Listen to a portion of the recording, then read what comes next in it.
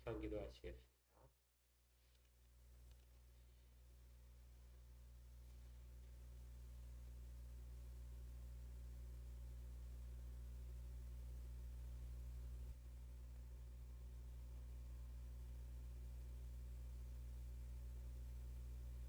삼위일체 하나님의 영광과 저희들을 이끄심을 찬양드립니다. 역사 가운데 모든 순간이 하나님의 은혜 가운데, 섭리 가운데 이루어졌듯이 저희들의 인생들도 그 역사 가운데서 주의 섭리 가운데 늘 은혜 가운데 있게 하여 주시옵소서. 이 예배를 주께 온전히 드리는 저희 모두가 되도록 도와주실 것을 구합니다. 예수 그리스도 이름으로 기도합니다. 찬송가 2장 찬양드립니다.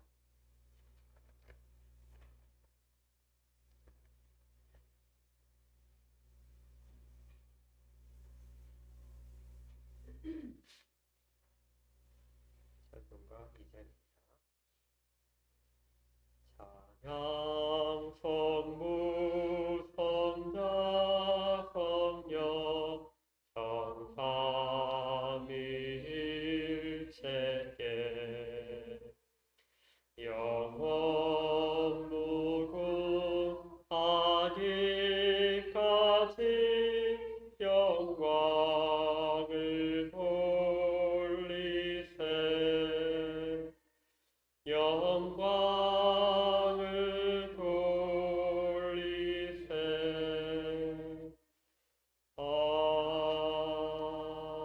아멘. 사도신경으로 신앙을 같이 고백하겠습니다.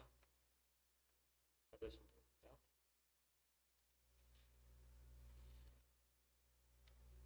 시작. 전능하사 천지를 만드신 하나님 아버지를 내가 믿사오며 그 외아들 우리 주 예수 그리스도를 믿사오니 이는 성령으로 잉태하사 동정녀 마리아에게 나시고 본디오 빌라도에게 고난을 받으사 십자가에 못 박혀 죽으시고 장사한 지 사흘 만에 죽은 자 가운데서 다시 살아나시며 하늘에 오르사 전능하신 하나님 우편에 앉아 계시다가 저리로서 산 자와 죽은 자를 심판하러 오시리라. 성령을 믿사오며 거룩한 공예와 성도가 서로 교통하는 것, 몸이 다시 사는 것과 영원히 사는 것을 믿사옵나이다. 35장 찬양합니다.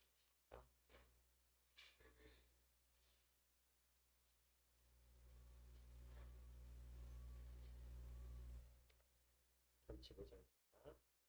큰 영화로신 주 이곳에 오셔서 이 모인 주 백성 삼으사 그 중에 항상 계시고 그 중에 항상 계시고 큰 영광 나타내소서.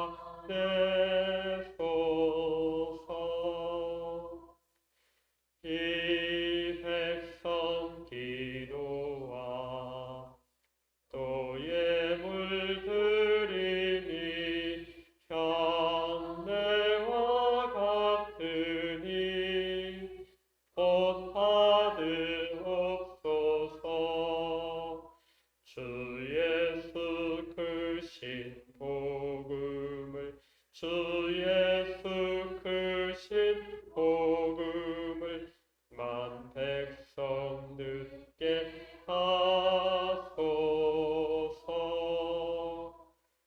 또 우리 자손들 다 주를 기리고 저 성전 돌같이 기나게 하소서.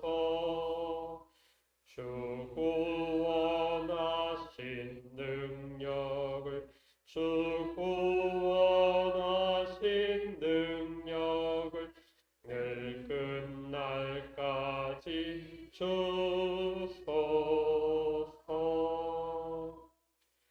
주 믿는 만민이 참 진리 지키며 옛 성도들 같이 주 찬송하다가 저 천국 보좌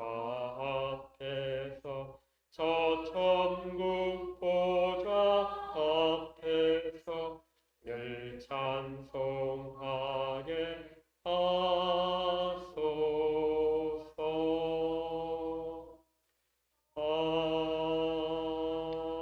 아멘. 함께 기도합시다.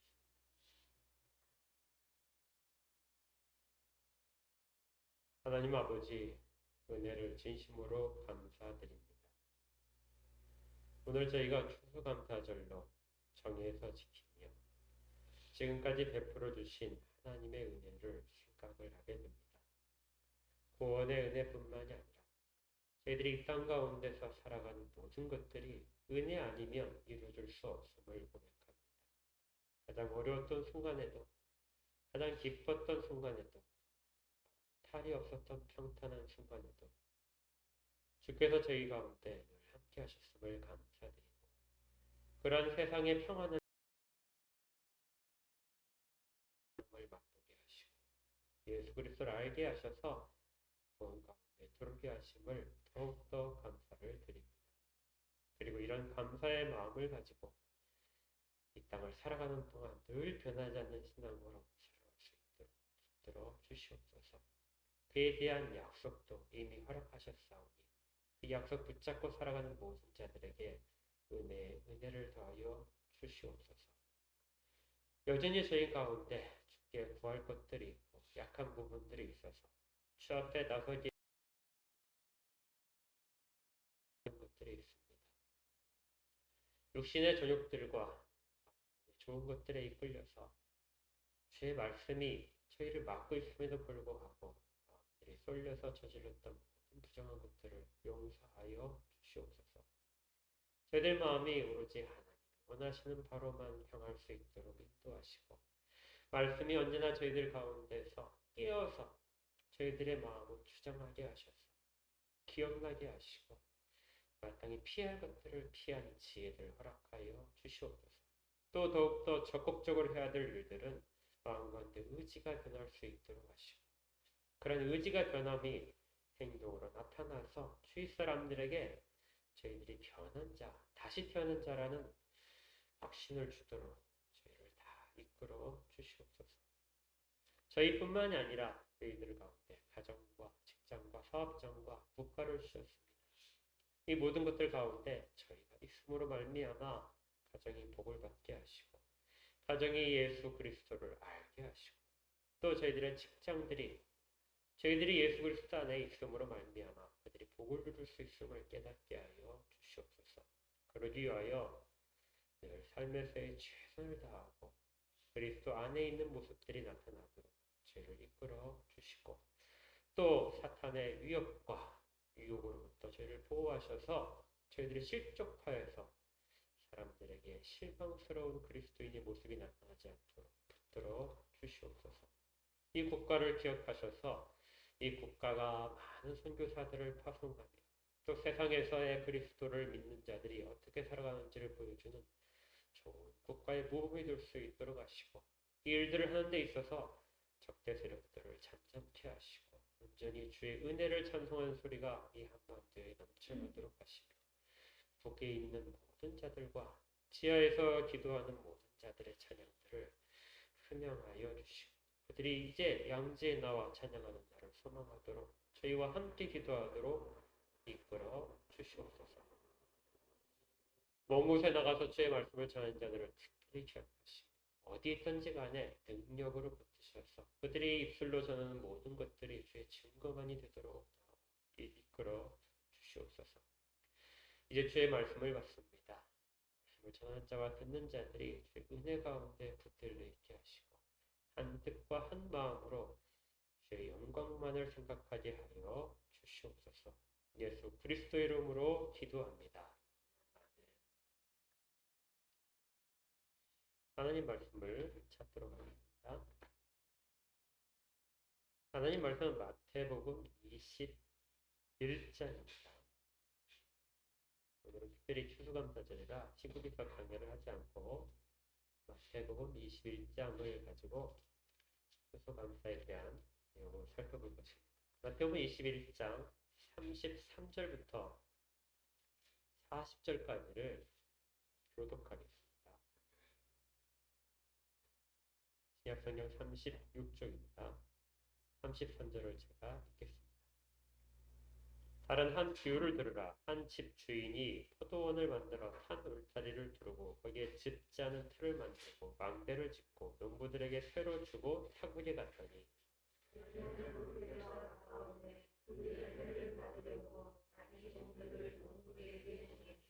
농부들이 종들을 잡아 하나는 심히 때리고 하나는 죽이고 하나는 돌로 쳤거늘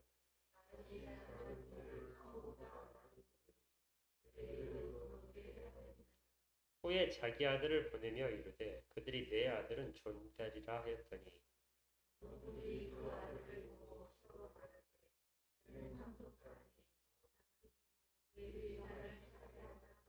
이에 잡아 포도원 밖에 내쫓아 죽였느니라.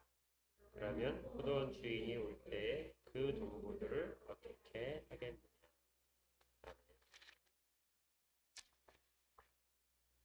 오늘은 추수감사 주일입니다. 대부분의 한국교회가 오늘을 같이 추수감사 주일로 지키고 있는데요.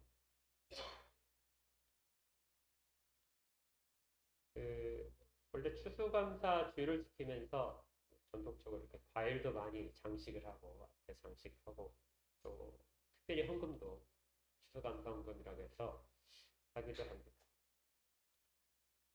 추수감사 주일이라는 것은 원래 이렇게 농경 사회에서 수확을 마친 다음에 수확을 거두게 한 신에게 자연에게 바친 어떤 공경의 행사 이렇게 이제 생각을 하는 것이 이제 추수감사절의 본 뜻이겠죠. 우리가 지키는 추수감사 주일은 형식적으로는 미국에서 온 것을 다 아실 것입니다. 영국의 청교도들이 미국으로 넘어가서 첫해 극심한 굶주림과 추위 가운데서 살아남고 그리고 인디언들의 도움으로 첫 수확을 거둔다 잔치를 벌인다. 그것이 그런데 그건 이제 미국 사람들이 한 것이고 우리는 시기적으로는 그리고 형식적으로는 그로부터 이제 추수감사절이 유래가 된 것은 맞고요. 교회는 그 미국 사람들이 지켰던 그 추수감사절과 연관해서 지키는 것이 아니라 성경적인 근거를 갖고 지켜야 되겠죠. 그래서 오늘 우리가 살펴볼 부분은 성경적으로 과연 우리가 오늘 이걸 특별히 기억해서 하는 이유가 무엇인가, 그리고 그 의미가 성경적으로 어떻게 꼭 드러나야 되는가 하는 부분에 대해서 살펴볼 것입니다. 오늘 본문을 보시면요, 좀 의아해하실 수도 있어요. 왜 포도원 농부의 비유, 악한 농부들이죠. 포도원의 악한 농부들의 비유가 어떻게 추수감사절과 연관이 될까? 일단 한번 우리가 생각을 해보겠습니다. 복음서에는 여러 나무가 나옵니다. 성경에서도 여러 나무들이 이제 나오게 됩니다. 그 중에서 좀 중요한 나무들이 뭐냐면은 무화과나무, 그다음에 감람나무, 올리브나무죠. 그리고 포도나무. 이 중에서도 더 중요한 게 뭐냐? 복음서에 보게 되면 포도나무가 가장 중요합니다. 포도나무에 대한 것들도 이제 보통 두 가지로 이렇게 이야기됩니다. 포도나무의 열매를 맺지 못합니다. 포도나무가 원래는 아주 달고 크고 그런 열매를 맺어야 되는데 그렇게 하지 못하고 시고 보잘것없는 열매를 맺는 것에 대한 내용들이 성경에 나오고요. 복음서에서는 이 포도원의 농부 비유가 중요하게 등장합니다. 주님은 특별히 포도나무에 대한 비유를 많이 하셨는데 왜 포도나무에 대한 비유를 많이 하셨는가? 주님이 이 포도나무의 비유를 말씀하실 때 유대인들은 그것이 무엇인지를 아주 명확하게 알았습니다. 예수님이 설명할 필요가 없었어요. 그래서 유대인들 자체도 자기들 회당에서 하나님 말씀을 들을 거나 아니면 랍비들이 설명을 해줄 때 포도나무 비유를 하기 시작했다 하게 되면 이것이 우리 민족에 대한 이야기다 하는 것을 바로 눈치챘다는 것이죠.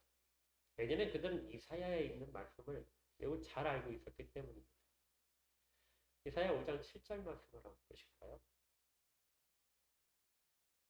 이사야 5장 7절에 이렇게 되어 있습니다. 대저 만군의 여호와의 포도원은 이스라엘 족속이요 그의 기뻐하시는 나무는 유다 사람이다. 포도원이라는 말이 들리게 되면 그 포도원을 누군가 가르침을 주는 선생이나 선지자가 이야기한다면 이스라엘 백성들은 바로 자기들에 대한 이야기다.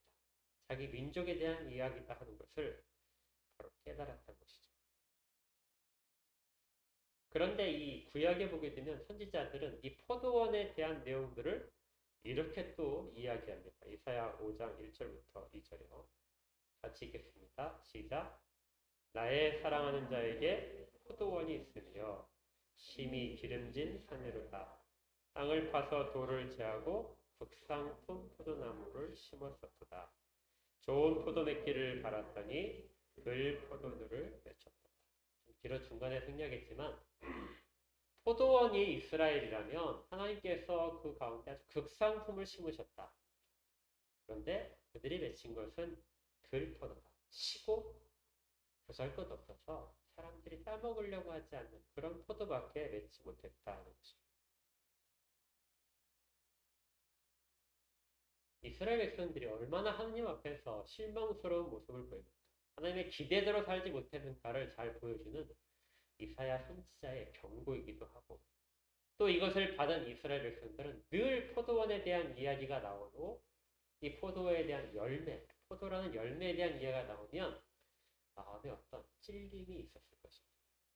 그들은 이미 멸망을 해본 적이 있거든요. 우리 큰 상처를 입게 되거나 사고를 당하게 되면 후유증이 남죠. 트라우마가 남습니다. 상처는 아물더라도 마음에 있는 그 아픔들이, 기억들이 남아있어서 트라우마를 겪습니다. 이스라엘 백성들이 포도나무에 대한 이야기가 나오면 마치 우리가 트라우마를 말하는 것처럼 그렇게 어떤 찔림, 마음 가운데 막 찔림이 그렇게 항상 일어났다는 것이죠. 오늘 주님이 이 포도원 비유를 하실 때 사람들 마음에 찔림이 분명히 있었을 것입니다. 어떤 사람들은 듣기가 불편했을 것이고 어떤 사람들은 선지자의 말씀처럼 더 자세히 듣기를 원했을 것입니다. 자, 그럼 본문으로 들어가서 이제 포도원의 그 비유, 우리가 읽었던 본문의 비유를 잠깐만 한번 요약을 해보겠습니다. 33절에 보니까 이렇죠. 한 집 주인이 있었는데 이 주인이 포도원을 만들었습니다. 그리고 울타리를 잘해서 다른 그 들 짐승들이 침입하지 못하도록 만들었습니다. 그리고 거기에 즙자는 틀을 만들었고 그 다음에 지킬 수 있도록 망대도 지었습니다. 그런데 이렇게 짓고 나서 자기가 그 포도 농사를 지은 것이 아니라 자기는 먼 타국으로 가고 농부들에게 세를 주었습니다. 이 농부들이 그 세를 받아서 그 포도원에 들어와서 경작을 해서 그 수확을 거두고 자기들이 먹고 살고 그리고 그 중에 일부를 주인에게 새로 바쳐라 하는 이런 계약을 체결했다는 것이죠. 그런데 자세히 보면은 이 농부들 입장에서 보게 되면 이 계약은 매우 좋은 계약이었습니다. 농부들이 포도도 심지 않았고 또 자기들이 어떤 틀을 만들지도 않고 망대를 세울 필요도 없고 울타리를 세울 필요도 없고 다 갖추어져 있는 것이죠. 그들은 가서 기본적으로 매일매일 조금씩의 일만 하게 되면 됩니다. 그러니까 농부 입장에서는 매우 좋은 조건에서 일을 하는, 지금으로 말하면 신의 직장쯤 되는 그런 직장에서 일을 하게 된 것이죠. 그런데 열매를 거둘 때가 됐습니다. 포도가 잘 자라서 열매가 주렁주렁 매달렸고 거둘 때가 되자 주인이 자 그러면 이제 우리가 계약한 대로 나한테 그 열매 일부를 세를 줘. 그래서 열매를 받으러 종들을 보냈습니다. 그러자 그 농부들이 종들을 잡아서 하나는 심히 때리고 하나는 죽이기도 했습니다. 그리고 또 돌로 쳤습니다. 그러니까 매를 맞고 돌에 맞은 그 죽은 이제 종의 시체를 가지고 주인에게 돌아갔겠죠. 그래서 우리가 이런 일을 겪었습니다. 그런데 우리 같으면 우리가 만약에 그 포도원 주인이라면 혹시 화가 났을 겁니다. 그런데 이 주인은 마치 무슨 오해가 있지 않은가. 저들이 왜 나를 이렇게 적대시할까 하면서 다시 종을 보내게 되죠. 두 번째 종들을 보내는데 역시 앞과 똑같이 대접을 했습니다. 그러자 이번에 주인이 아들을 보내게 되죠. 아들을 보내서 내 아들이 가게 되면 아들은 나와 동일한 권한을 가진 것이니까 아들은 존중을 하겠지. 그렇게 해서 아들을 보내게 됩니다. 그런데 그들은 이 아들에 대해서 38절에 있는 것처럼 이는 상속자니 자 죽이고 그의 유산을 차지하자. 그러니까 이 아들을 죽이고 그 포도원을 우리가 차지하자 하는 것을 6절에 포도원 밖에서 내쫓아서 죽였습니다. 자, 주님이 여기까지 말씀하신 다음에 비유를 말씀하신 다음에 이렇게 물으시는데 자, 그렇다면 포도원 주인이 이제 오지 않겠느냐? 포도원 주인이 올 때 이들을 어떻게 하겠냐? 자, 누구에게 물으셨냐면요. 이 질문은 23절에 있는 사람들에게 물으셨습니다. 23절에 예수께서 성전에 들어가 가르칠 때 대제사장들과 백성의 장로들이 나와서 예수님한테 당신이 무슨 권위로 지금 이런 일들을 합니까? 물으셨을 때 거기에 대한 답변으로 하신 비유입니다. 예수님께서 이렇게 말씀하시자 45절을 보십시오. 대제사장들과 바리새인들이 예수의 비유를 듣고 자기들을 가리켜 말씀하신 것을 바로 알았습니다. 이거 설명해 주실 필요도 없었어요. 포도원의 비유는 이렇죠. 아주 즉각적으로 이스라엘 백성들에게 무슨 의미인지가 정확하게 전달되는 특별한 비유였습니다.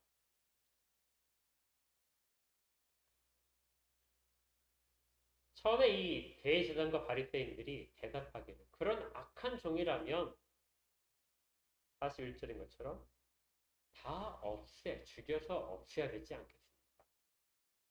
그리고 포도원은 제때 열매를 바칠 만한 다른 농부들에게 새로 다시 주는 것이 옳습니다. 하고 대답을 했는데 대답을 하고 나자 나중에 보니까 그것들이 바로 자기들이라는 것을 알게 된 것이죠. 자, 그들 스스로 판단을 할 때도 율법으로 판단을 할 때도 아니면 어떤 상식적인 것을 판단을 할 때도 이런 비유 속에 나온 농부들은 매우 악한 농부가 맞습니다. 그들이 왜 악하죠? 당연히 주인의 것을 경작을 하면서 주인에게 세를 바쳐야 되는데 그렇게 계약을 했다면 세를 바치는 게 맞는데 그걸 거절을 하고 포도원을 차지하려고 했던 그런 부분이 있었기 때문입니다. 그들은 자기들이 세를 받아서 그 세를 사는 사람들이 아니라 자기들이 주인이 되고 싶었던 것이죠. 그들은 아들의 권위조차도 인정하지 않는 사람들이었습니다. 자, 그럼 이 비유에서 우리가 오늘 정말 핵심적으로 살펴볼 것은 그러면 그 주인이 이 사람들과 맺었던 그 세를 받는 것, 세가 무엇인가 하는 것입니다. 그 세가 무엇일까요? 어떤 분들은 이 세가 구약의 이스라엘 백성들이 하나님이 원하셨던 11조였다. 이렇게 하신 분들도 있어요.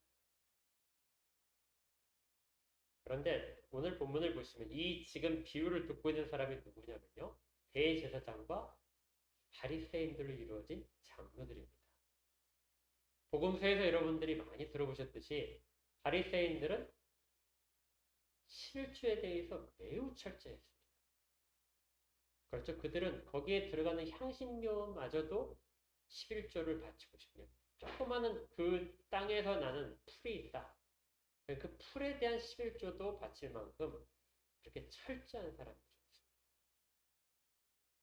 그러니까 이 사람들이 하나님 앞에서 바치지 않은 것은 없겠죠. 그러니까 11조라는 말은 전혀 적용이 될 수 없어요. 어떤 사람들은 또 이건 이스라엘 백성들이 함께 그 절기마다 바치거나 아니면 안식일마다 바치거나 하는 그런 그 제사다, 제물이다 이렇게 이야기를 하기도 합니다. 지금 현재 여기에 있는 이 말씀을 듣는 대상이 누구냐면 대제사장. 대제사장이 절기를 지키지 않았을까요? 절기를 지킬 때 그리고 사람들의 제사를 더 많이 지낼 때 대제사장은 자기의 수입이 늘어나게 됩니다. 제사를 지내지 않으면 대제사장은 레위인들의 먹을 것이 전혀 없게 되는 것이죠.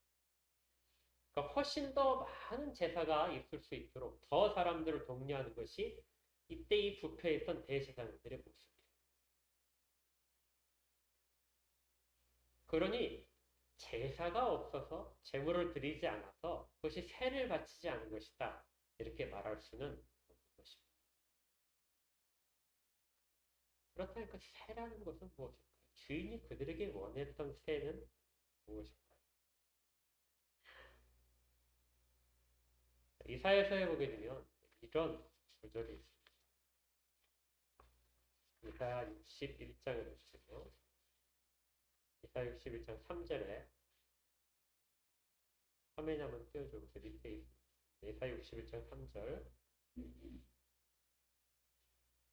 같이 읽겠습니다. 시작.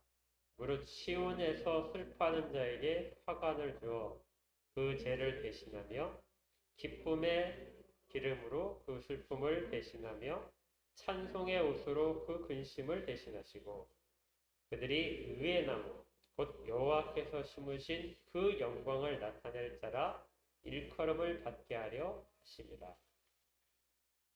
하나님께서 그들 가운데 심으신 것이 무엇이냐면 의의 나무라는 것입니다. 그러니까 열매가 뭐죠? 의로움이라는 것이죠. 그러니까 이스라엘 백성은 하나님 앞에서 의로움을 드러내도록 그렇게 심어진 자들이다. 그래서 포도원이 이스라엘을 가리키고 포도원에는 모든 나무들이 유다 민족을 가리킨다면은 그들이 맺어야 될 열매들은 의로움이라 하는 것입니다. 근데 그들은 그곳에서 의로움을 드러내지 못했다는 것입니다. 결국 주인이 원했던 것은 주인이 열매를 나한테 다오 하고 이렇게 원했던 것은 의로움에 대한 것들을 나타내라.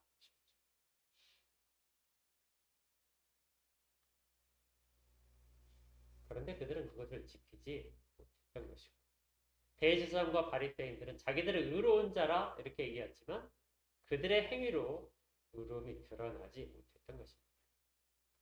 그러면 정말 중요한 의로움이라는 건 무엇일까요? 61장 3절에 보게 되면 이렇게 뒷부분을 있어요. 뒷부분만 다시 보시면 뭐라고 했죠? 의의 나무 곧 여호와께서 심으신 그 영광. 자, 이것도 오해를 하시면 안 돼요. 의로움이라는 것은 사회적인 정의를 따르고 모든 사람들이 칭송할 만한 그런 것들을 하는 행위를 의로움이라고 하는데 그런 의의 열매를 맺으라는 것이 아니고요. 성경에서 말하는 의의 나무에 매달려야 될 열매는 여호와께서 심으신 그 영광이라는 것이죠.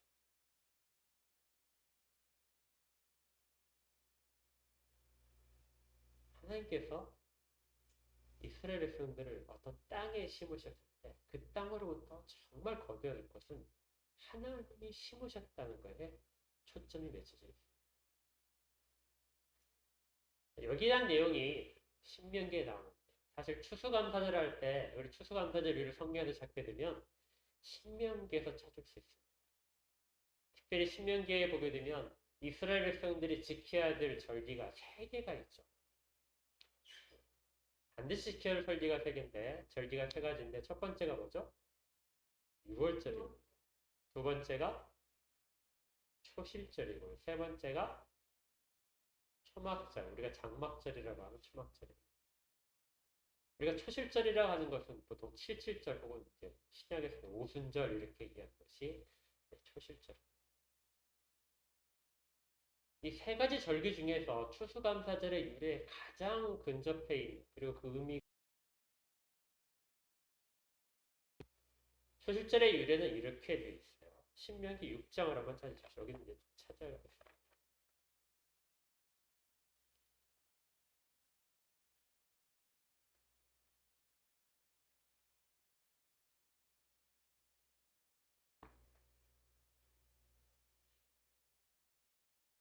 신명기 6장 10절부터 13절까지 말씀입니다. 찬송 같이 읽겠습니다. 시작. 내 하나님 여호와께서 내 조상 아브라함과 이삭과 야곱을 향하여 내게 주리라 맹세하신 땅으로 너를 들어가게 하시고 내가 건축하지 아니한 크고 아름다운 성읍을 얻게 하시고 내가 채우지 아니한 아름다운 물건이 가득한 집을 얻게 하시며 내가 파지 아니한 우물을 차지하게 하시며 내가 심지 아니한 포도원과 감람나무를 차지하게 하사 내게 배불리 먹게 하실 때 너는 조심하여 너를 애굽 땅 종되었던 집에서 인도하여 내신 여호와를 잊지 말고 내 하나님 여호와를 경외하며 그를 숨기며 그의 이름으로 맹세할 것입니다. 아멘. 지금 예수님께서 바리새인과 대제사장 앞에서 포도원의 비유를 하실 때 들었던 그 배경되는 장면이 뭐냐면 바로 이 신명기 6장 10절에 있는 내용입니다. 가나안 땅이라고 하는 것은 포도원에 비유됩니다. 그리고 그 땅은 이스라엘 백성들이 아무런 수고를 하지 않아도 이미 하나님이 포도를 다 심어놓은 것이고 집들과 가장 아름다운 물건들로 가득 그 집을 채우신 그러한 공간이 바로 이 포도원의 비유 속에 나오는 배경입니다. 하나님께서 이스라엘을 포도원이라고 말씀하실 때 그 포도원은 그냥 포도만 심어져 있는 것이 아니라 다 하나님이 준비해 주시고 가서 먹고 마시라 하는 바로 그 땅이 된 것이죠. 그런데 이렇게 포도원에 있는 다음에 그 다음에 주님께서 17장을 보시면 16장을 보시면 16장의 구절을 보시면 이렇게 되어 있습니다. 6월절과 초실절 이렇게 7절에 대한 규례가 나오는데요. 거기에 7주를 세냐 곡식에 낫을 대는 첫날부터 7주를 세워서 내 하나님 여호와 앞에 7절을 지켜라. 그러니까 처음 가서 아무 준비도 안 된 상태에서 들어가면 다 준비되어 있을 텐데 거기에서 살면서 가장 첫 번째 곡식을 거두거든. 그 곡식을 가지고 와서 하나님께 제사를 드려요. 이것이 초실절, 7절 그 유래입니다.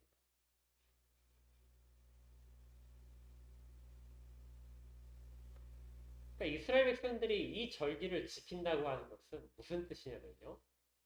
단순히 그냥 우리가 먹을 것을 하나님이 주셨습니다 하는 감사의 표현 땅 가운데 두셨는데 우리가 아무것도 준비하지 않았는데 그 땅에 들어가서 마음껏 그 농사를 지라고 하신 것입니다. 그리고 그 결과 우리가 거둔 것입니다. 우리가 심지 않고 우리가 뿌리지 않은 것들을 거두게 하신 것이 하나님이십니다. 하고 고백하는 것이 초실절의 의미입니다. 그리고 그 의미가 지금 우리가 지키려고 하는 추수 감사절의 본래적인 의미라는 것이죠.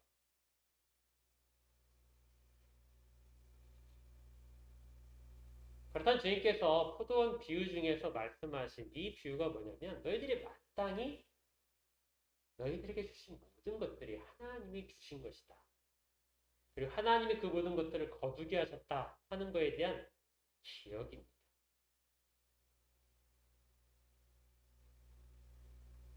그것이 하나님이 심으신 영광이고 그 하나님이 심으신 영광이 각 나무가 맺어야 될 열매인 것이죠. 그러니까 어떤 의로운 행동을 해서 하나님께 열매를 돌려드리는 것이 아니라 너희들을 그 땅에 인도하고 너희들의 필요한 모든 것들을 공급해서 가득 채워서 너희들에게 준 자가 바로 나 여호와다. 그것을 기억하라는 것입니다. 그리고 그걸 기억하기 위해서 이스라엘 백성들은 초실절, 7일절을 계속해서 지켜야 됐던 것이죠. 풍족하게 거두어서 지킨 것이 아니라 풍족함의 문제가 아니라 주신 자가 여호와라는 것을 지키는 것이 감사의 가장 근본적인 이유라는 것입니다. 그런데 지금 주님께서 말씀하시는 이 포도원 농부의 비유 속에서 그들은 아무리 많은 것을 거두어도 아무리 풍족하게 되어도 그들은 하나님이 주셨다는 것에 대한 의식이 전혀 없어진 것이죠. 우리가 열심히 노력해서 거두었다. 우리가 이만큼 노력해서 우리가 피땀을 흘려서 이만큼 거두었다. 그런 이것이 어떻게 하나님이 주신 것이냐? 우리가 거둔 것이 아닐까. 이 악한 농부들의 마음은 바로 그거였던 겁니다. 우리가 거둔 것을 왜 저 멀리 타국에 있는 우리에게 아무런 간섭도 하고 같이 있지도 않았던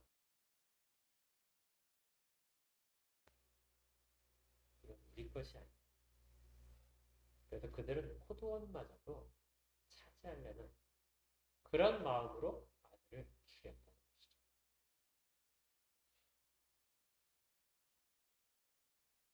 이 가장 중요한 것, 그들 가운데 가장 중요하게 생각해야 될 그 부분, 이것들을 주신 것이 하나님이다 하는 고백을 우리가 다른 말로 무엇이라 하면 감사다. 그래서 감사는 내가 많이 거둔 것이 바탕이 되는 것도 아니고 내가 하던 어떤 영광스러운 지위가 바탕이 되는 것도 아니고 내가 가장 바라던 것이 이루어진 것이 그것이 감사의 바탕이 되지 못한다는 것이죠. 이 히브리어에서는 이것이 훨씬 더 잘 드러납니다. 감사라는 것이 단어가 야다라는 단어인데요. 이 단어는 본래 무슨 뜻을 갖고 있냐면요. 던지다는 뜻이 어떤 물건을 잡아서 던진다는 뜻이 있어요. 여기에서부터 이제 조금씩 말들이 좀 이제 의미가 바뀌어서 감사한다, 찬양한다, 고백한다 이런 뜻들이 나오게 됩니다. 근데 히브리어를 열심히 연구한 학자들의 그 글을 보니까 이런 부분이 있어요. 그 유대인들은 고대 사람들입니다. 예수님 훨씬 전에.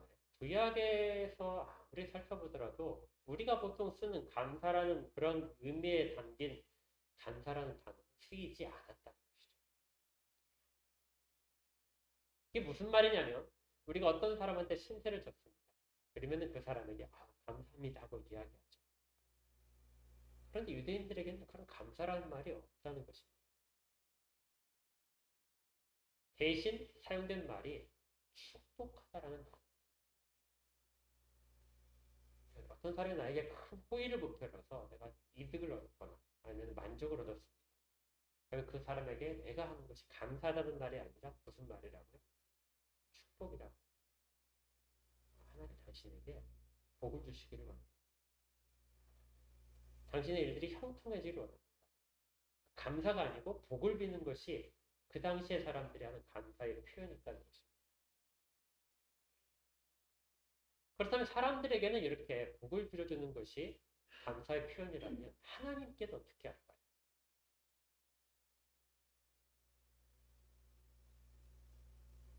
그들은 하나님께는 어떻게 감사를 했을까요? 하나님께 복을 빌어줄 수는 없었겠죠.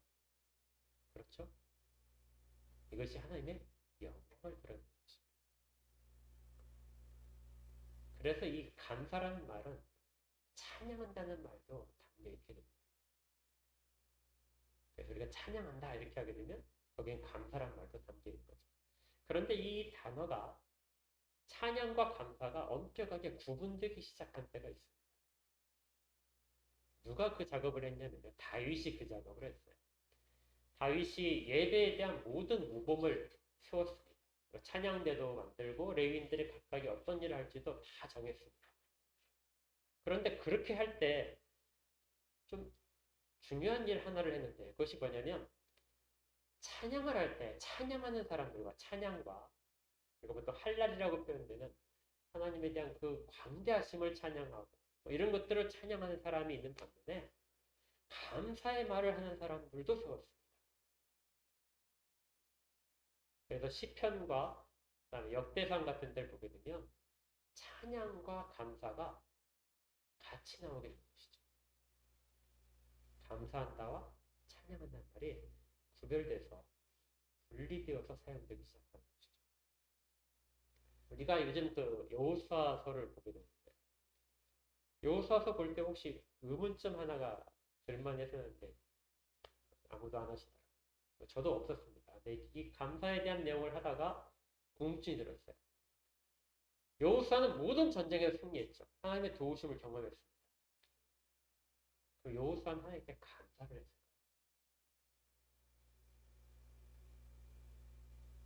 온 땅을 사람들이 다 분배받았습니다. 자기들이 심지 않은 땅, 자기들이 준비하던 모든 성들을 다 거저얻었어요. 가축들도 다 거저얻었습니다. 그런데 그렇다면 그들은 하나님이 그들을 이끄신 것에 대해서 감사했을까요? 그래서 다 읽어봤더니 감사했던 부분이 전혀 없어요. 이건 그들이 감사하지 않았다 이런 말이 아니고요. 그들이 하나 찬양을 했다는 단어 속에 감사가 들어있습니다. 그리고 그들이 한 내용들을 하나님이 우리에게 승리를 주셨다 하는 것 자체가 그게 바로 감사였다. 그런데 다윗은 이것을 구분을 해서 하나님이 하신 일들에 대한 것을 말하는 사람들을 감사의 말씀을 하는 자들이라고 따로 세우고 그리고 하나님의 크심을 찬양하는 자들을 찬양대로 그래서 느헤미야는 나중에 성전도 짓고 예루살렘을 다 다시 지은 다음에 다윗이 했던 그 전통을 다시 회복시키는데요. 그때 감사의 말씀을 전하는 자들이라고 직책을 따로 두었습니다. 다윗이 했던 것처럼. 그러니까 마치 이런 것이죠. 우리가 찬양을 하는데 어떤 찬양 순서는 감사의 내용만 쭉 이야기하는 사람들이 있다는 것이죠. 어떤 찬양은 하나님의 크심에 대한 찬양. 이렇게 해서 구분을 해서 찬양하는 순서가 따로 있었다는 것이고 찬양대가 별도로 있었다는 것이죠. 그들이 했던 감사의 말을 하는 그 직책이 하는 말들이 무엇이냐?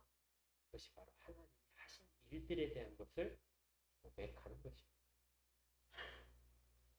우리 가운데 하나님이 이런 일들을 하셨습니다 하고 말하는 것이 바로 구약에서의 감사라는 것이죠. 그러니 우리가 감사라고 할 때 말하는 것처럼 정말 많이 걷어서 우리가 어떤 시험을 잘 봐서 합격을 해서 아니면 승진을 해서 우리 자식들이 잘 되고 나한테 무슨 문제가 해결되고 병이 해결되어서 드리는 것 자체만이 감사가 아니라는 것입니다. 하나님이 하신 일 중에 나한테 정말 안 좋았던 일이 그게 하나님이 하신 일이라면 그것도 뭐라고요? 하나님이 하셨습니다 하고 고백할 때 그것이 바로 이것이 바로 성경에서 말하는 감사입니다. 그러니 감사에 담겨지는 가장 근원적인 말 이 모든 것들을 준비하시고 이루고 계십니다.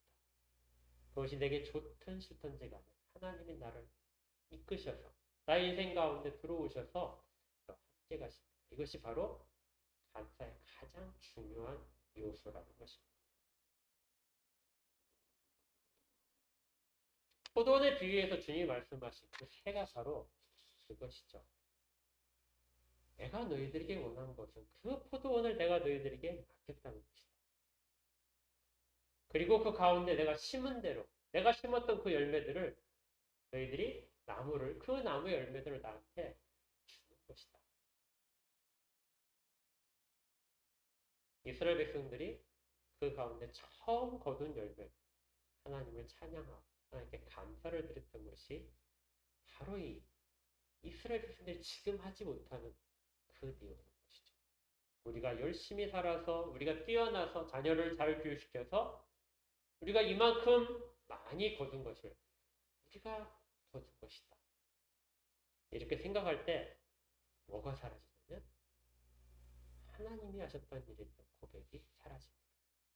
그 상태에서는 아무리 우리가 많은 헌금을 하고 어떤 것들을 하나님의 이름을 걸고 하더라도 감사가 전혀 담겨 있지 않은 바리새인과 대제사장의 그 시대의 모습처럼 동일할 수밖에 없는 것이죠. 하나님은 이 부분에 대해서 이미 경고를 하셨습니다. 신명기 어차피 펴셨으니까요. 8장을 한번 보십시오.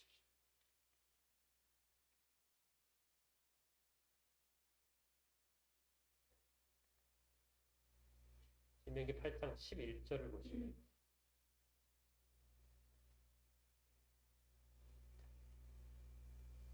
제가 읽겠습니다.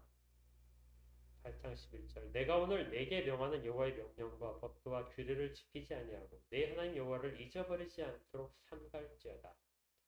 내가 먹어서 배부르고 아름다운 집을 짓고 거주하게 되며 또 내 소와 양이 번성하며 내 은금이 증식되며 내 소유가 다 풍부하게 될 때 내 마음이 교만하여 내 하나님 여호와를 잊어버릴까 염려하노라. 여호와는 너를 애굽 땅 종되었던 집에서 이끌어내시고 너를 인도하여 그 광대하고 위험한 광야 그 불뱀과 전갈이 있고 물이 없는 간조한 땅을 지나게 하셨으며 또 너를 위하여 단단한 반석에서 물을 내셨으며 네 조상들도 알지 못하던 만나를 광야에서 내게 먹이신다. 이는 다 너를 낮추시며 너를 시험하사 마침내 내게 복을 주려 하심이었느니라. 17절을 같이 읽겠습니다. 시작. 그러나 내가 마음에 이르기를 내 능력과 내 손의 힘으로 내가 이 재물을 얻었다 말할 것이라. 주님은 그 땅을 주시면서도 너희가 반드시 이렇게 될 모습들이다. 이것이 하나님이 구원하신 자들의 변하지 않는 속성이라는 것입니다. 우리도 마찬가지예요.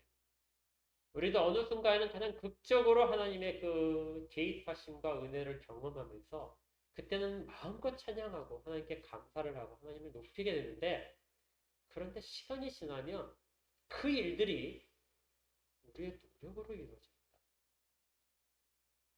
내 손으로 수고해서 그것이 되었다고 하나님이 하신 일 대신에 내가 한 일이라는 것이 드러나게 되는 것이죠. 그러면 그 땅은 우리의 땅이 아니게 됩니다. 우리가 새들어 살 수 있는 그런 자격을 박탈하는 것이죠. 이것이 바로 추수감사절을 지키는 이유입니다. 추수감사를 지킬 때마다 우리는 동일하게 이것들을 우리에게 물어냅니다. 너는 이 모든 것들을 하나님이 주셨다는 것을 인정하고 있다. 네가 수고한 것이 아니라 하나님이 이만큼 너를 이끄셨고 이 상태까지 이끄셨다는 것, 모든 것 필요한 것들을 주셨다는 것을 고백하느냐. 이걸 우리 가운데 스스로 새기는 것이 추수감사절의 의미입니다. 그러니 달랑 떡을 먹고 같이 나누고 기뻐하고 이런 즐기는 축제로서의 추수감사절을 생각한다면 우리는 우리 마음 가운데 숨어있는 내가 그만큼 수고했어. 이제 좀 쉬어도 돼. 이제 좀 즐길만 하지 않아. 이렇게 말하는 것들이 하나님을 대신하고 있다는 거죠. 그래서 중요한 것은 우리가 매일매일 이것을 잊지 않는 것입니다. 항상 모든 것들이 하나님께 속해 있는 것들 하나님 주셨다. 그것이 좋든 싫든지가 그리고 그걸 잊지 않기 위해서 우리 모두가 다 함께 모여서 서로 하나를 지키는 것이 바로 이 오늘 추수감사절입니다. 이 날을 지키면서 우리가 스스로에게 묻고 또 모든 사람에게 같이 복을 빌어줄 것은 우리는 하나님의 은혜 그 고백이 우리의 입술을 떠나지 않기를 주의 이름으로 축복합니다. 기도하겠습니다. 하나님 아버지 감사합니다. 저희들이 조금만 잘 되면 하나님의 은혜라고 이야기하면서도 돌아서면 저희들이 그만큼 그걸 받을 만한 자격이 있었고 우리가 또 그만큼 노력하고 그 능력이 있어서 이것들이 다 되었다고 생각하고 그러다 보면 그 모든 것들에 대한 욕심이 생기고 하나님께 돌려드려야 될 마땅한 고백이 아니라 저희들의 자랑으로만 남게 되는 그러한 어리석은 자들입니다. 이런 모습들이 저희들에게 있지 않도록 붙들어 주시옵소서. 하나님의 말씀을 늘 기억하며 저희들을 정화시키고 그리고 하나님의 은혜라는 고백들이 입술 가운데 떠나지 않도록 훈련시켜 주시옵소서. 저희들에게 주신 모든 환경들과 모든 처지들이 다 주님이 허락하신 것입니다. 지금 비록 좋지 않은 환경에 있다 할지라도 그것들을 허락하셨어. 그래서 하나님이 하신 모든 것들에 대한 고백을 하고 또한 더 많은 것들을 회복시키기에 대한 소망을 가지고 주 앞에 다시 무릎 꿇고 나아갑니다. 이 추수감사절을 지내며 모든 사람들에게 이런 하나님에 대한 고백들이 마땅히 일어나도록 도와주시옵소서. 예수 그리스도 이름으로 축복하며 기도합니다. 우리 아까 불렀던 찬양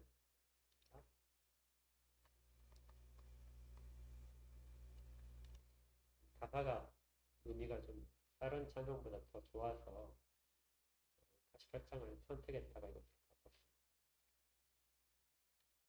바꿨습니다. 같이 찬양합니다.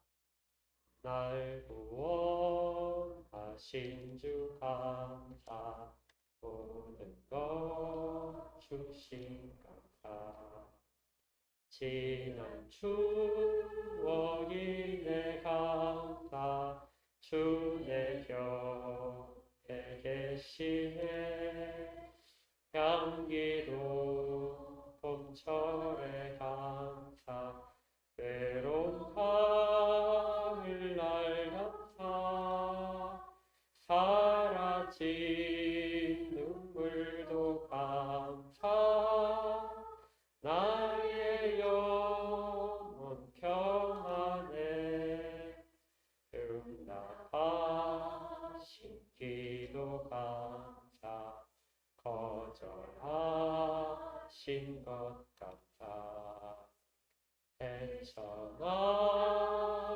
풍랑 감사 모든 것 채우시네 아픔과 기쁨도 감사 절망 중위로 감사 측량 못하는 애 감사 크신 사랑 감사해 길가에 장미꽃 감사 장미꽃 다시 감사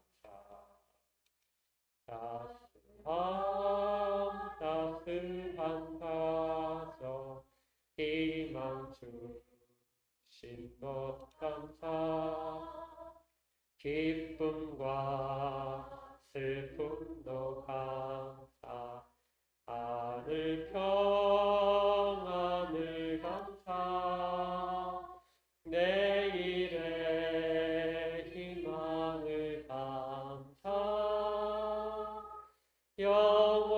영원토록 감사해 항상과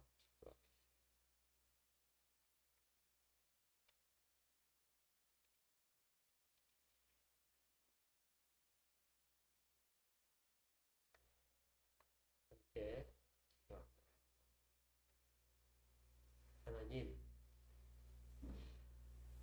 아버지께서 저희들에게 필요한 모든 것들을 주시고 지금의 처지 가운데서도 하나님 허락하셔서 통과하고 있음을 깨닫게 하시니 감사드립니다.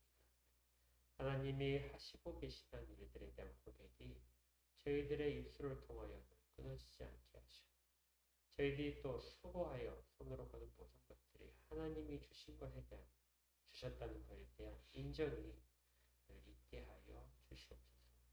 그래서 하나님 앞에 하나님이 주셨다는 고백을 완성을 합니다. 이 물질들이 주 앞에 마음을 담긴 신앙의 고백들이 되게 하시고 이것들이 사용되는 모든 곳곳마다 저희들이 한 신앙의 고백처럼 믿음의 고백들이 새로 생겨나는 귀한 일들이 일어나도록 인도하여 주시옵소서. 마음의 소원을 담아서 드린 모든 것들, 생명이 넘치는 응답이 있을 수 있도록 인도하여 주시고, 드린 손길 가운데 복을 허락하시며 그들이 발을 딛는 모든 곳곳마다 생명이 살아나도록 인도하여 주시옵소서. 이제는 우리 구주 예수 그리스도의 은혜와 하나님 아버지의 크신 사랑하심과 성령 하나님의 위로하시고 인도하시고 교통하시는 은혜가 추수감사주의를 지키며 감사의 의미를 새롭게 생각하고 하나님이 하신 일들에 대한 마땅한 고백을 하려는 모든 자들 가운데 영원까지 함께 있을지어다.